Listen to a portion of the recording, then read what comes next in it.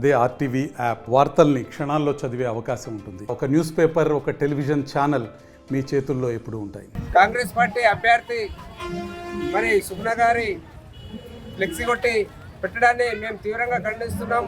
ఎందుకంటే ఇది పవిత్రమైనటువంటి రామ మందిరానికి పార్టీ అభ్యర్థుల ఫ్లెక్సీలు కట్టి ప్రచారం చేయడం అనేది సరైనది కాదు.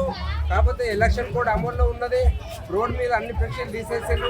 మరి ఈ విధంగా వాళ్ళ అధికారం చేతిలో ఉందని ఫ్లెక్సీలు కొట్టించి పబ్లిక్ అడ్వాంటేజ్ చేయడం అనేదాన్ని మేము తీవ్రంగా ఖండిస్తున్నాం.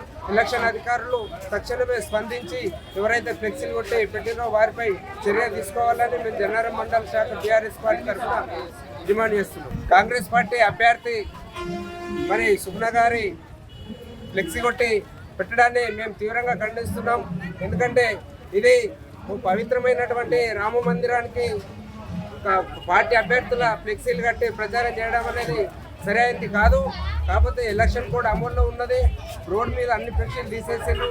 మరి ఈ విధంగా వాళ్ళ అధికారం చేతిలో ఉందని ఫ్లెక్సీలు కొట్టించి పబ్లిక్ అడ్వాంటేజ్ చేయడం అనేదాన్ని మేము తీవ్రంగా ఖండిస్తున్నాం.